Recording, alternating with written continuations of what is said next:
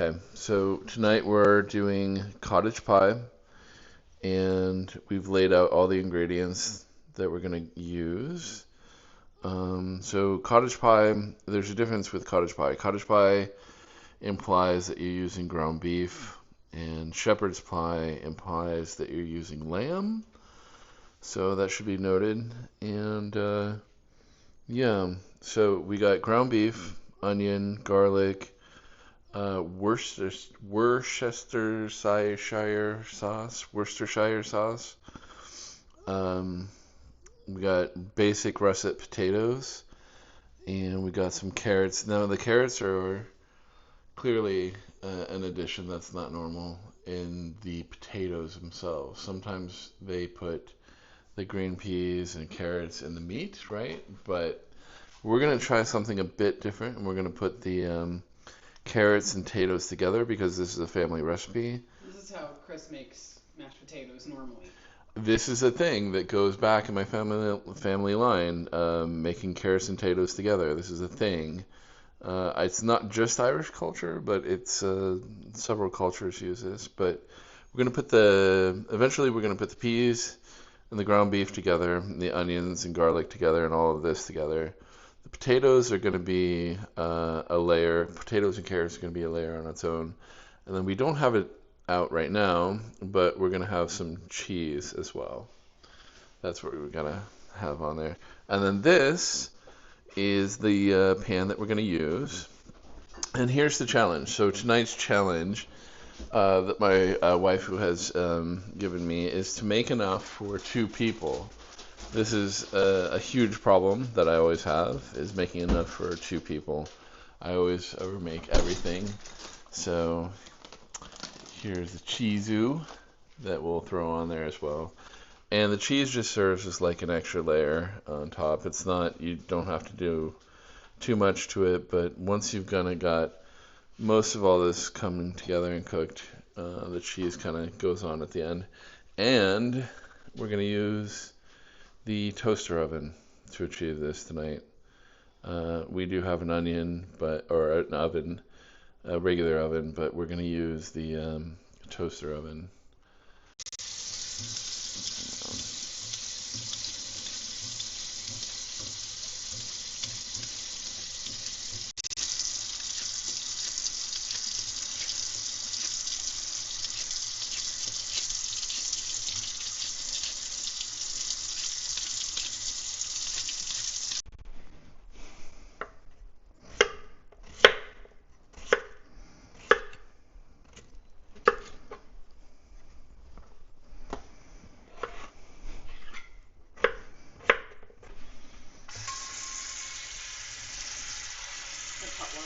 Yeah.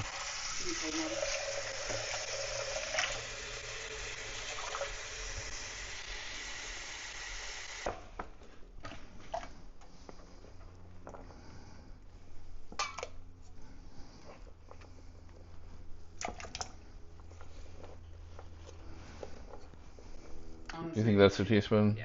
Okay. Or tablespoon, That's sorry. a teaspoon. Teaspoon. And then, That should be okay. enough. All right. For sure. This is fine.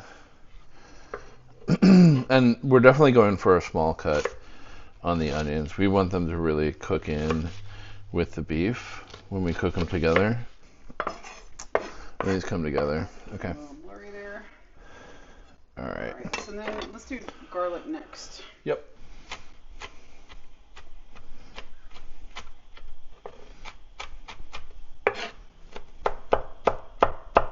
This morning's bacon fat. I don't think we need that much. Just a little bit to kind of. There's a lot of fat in the ground beef. And yeah, exactly. There's going to be a lot of fat in the ground beef. But this will also add a lot of flavor too. And for the beef, we have measured it. Chris learned stuff. Well, I've done. Now, in all fairness, this is not a new recipe to me. I've done it a bunch of times, but there is always. Sorry, I've gotten y'all cozy and set up, and then we had to move. I'm sorry. Here. And we're gonna get these going a little while, and then we'll bring in the garlic and then the beef. Be back in a second. The temperature on that. Okay, well, right here, I believe. There you are. And then right on up. 400? Yeah. Okay. I'm gonna say, yeah, at All right, least. that's enough. Okay. We're just going to keep it preheating till we're ready for it. The garlic to burn, because that always causes like kind of a bad taste. And say we're still bringing this in off the. Break it up as much as possible. Some of it's still a little bit. Shepherd pie.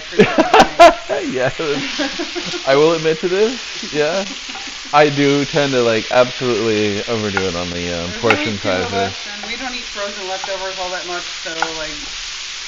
But we're just yeah, trying something new. I do think this will be more than enough, though. Yeah. I do gotta say, like, Sure. this will kind of be fine. And then just kind of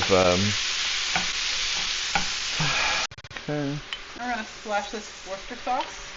Yeah, not too much. A bit. Should be more than enough.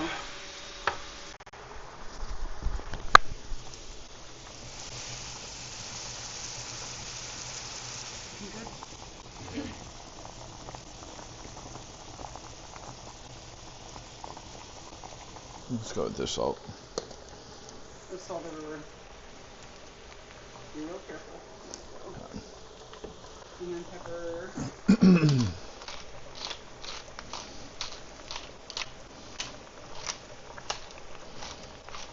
And we'll taste this after we put the peas in too. But I want to get your opinion too. So you tell me what you think. I'll just hand you in the dish. Yep. Just clean that out. A heaping tablespoon. A heaping tablespoon. Good. Sprinkle it over.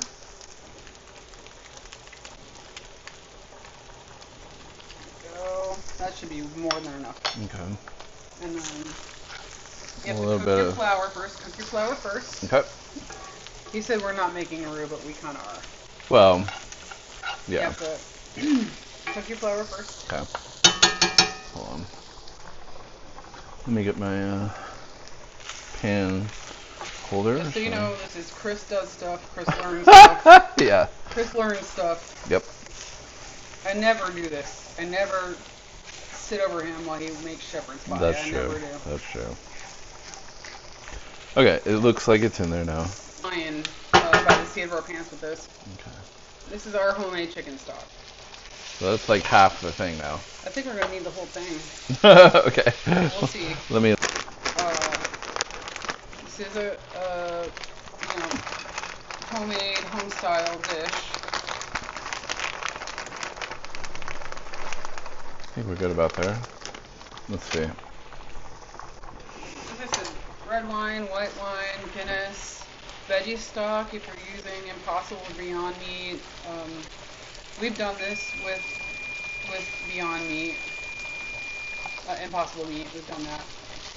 So what do you think? It's not saucy, is it? It's not saucy, Okay, so but it has like kind of it's almost taking on like a mushiness, but I think that'll be fine. a mushiness? Yeah, I know that didn't sound like completely appetizing, but Okay, why don't you throw the rest of the chicken stock in? okay. So then that's a whole. Yeah, this is a whole pint. Okay. All right, so we're gonna let that. Okay. Let's let that get well acquainted, as Ms. Mimi says, and we'll be back in a second. So I'm gonna test potatoes right now. The alarm for the potatoes just went off. I think you heard that in the last scene. Okay. So we're checking to see if the potatoes are done. Oh, they're more than done. Okay, so they're done. Yeah. So what we're gonna do now is we're gonna turn off the heat. turn off the heat. We're gonna strain it. Yep. Good. In the sink. Pour it into the strainer. Oh, the exposure of it all. There you go. There you go. Okay, so this is where the state of the ground beef and peas are right now. A lot of the moisture has cooked off, and it's definitely gotten a lot thicker. We just gave it like a couple minutes, and I think we're ready to put it in the. We got our carrots and tates here, and we're gonna mash these up, but we wanted to give these some time to let go of a lot of their moisture. Remove the. So this is your bottom layer. This is always the bottom layer of the cottage pie. Let this cool off in the pan.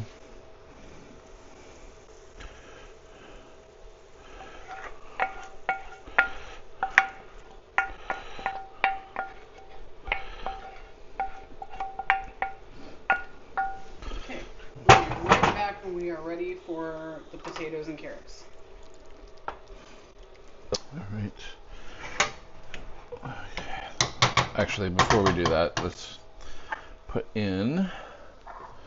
Take a spoon. I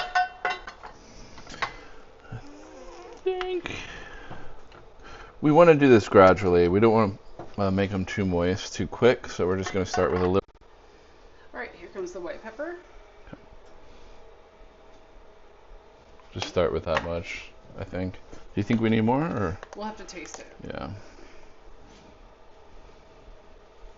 We also put salt in the potato.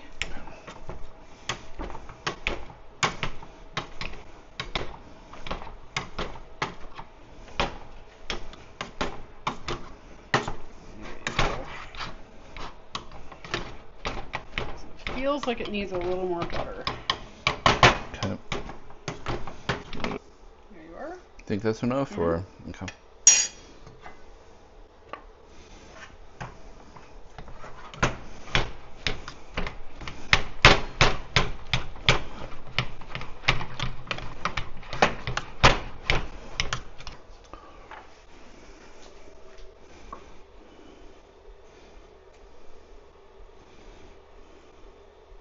This is exactly what I was hoping it would look like. Okay.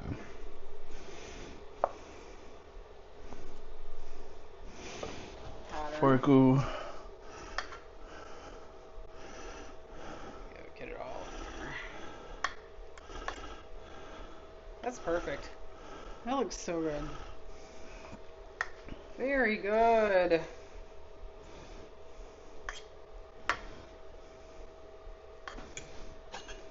Don't mush it down too much because we want it sort of fluffy. Right. Yeah. Okay. Okay.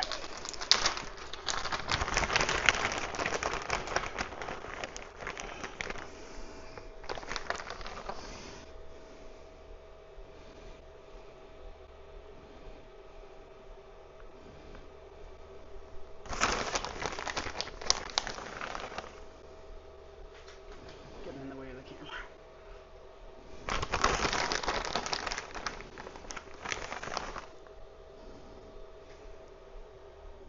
I think that's perfect. Yep. On our Turn heater. the oven back The on. oven just. Told you it's gonna be preheated. Yeah. Okay. Okay. All right. So now we're gonna put this in the toaster oven. It's already preheated. It's just playing with us. Put it in the middle rack here. But how long do you? I'm thinking 15 minutes. Okay.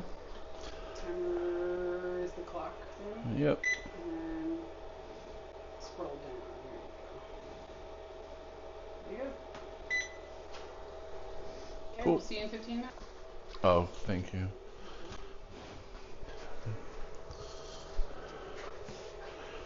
I'm gonna bring it down. Oh, look, it puffed up. Well, nice and crispy. Oh, this looks good. All right. Oh, that looks beautiful. Turn this off. Could you close the shutter a little bit? And then, so this will be the slicer. I think that's a.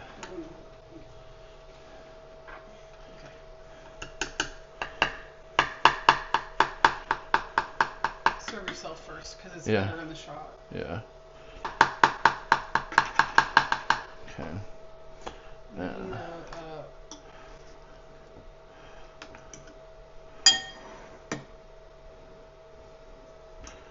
Woo. Ooh. Look at that. A little bit more of that gravy in there.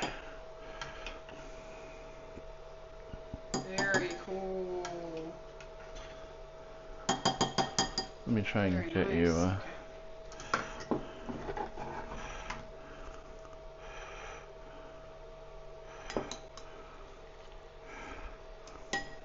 Hold on. There. I think that looks delicious. perfect. That Well looks done. really perfect. Hold on. And yours. Okay. Well done. Okay. Okay. Gorgeous. All Well, right. y'all, that's That's what it's supposed to look like. what it's supposed to look like. And I'm sure it's gonna taste just as good. Yep.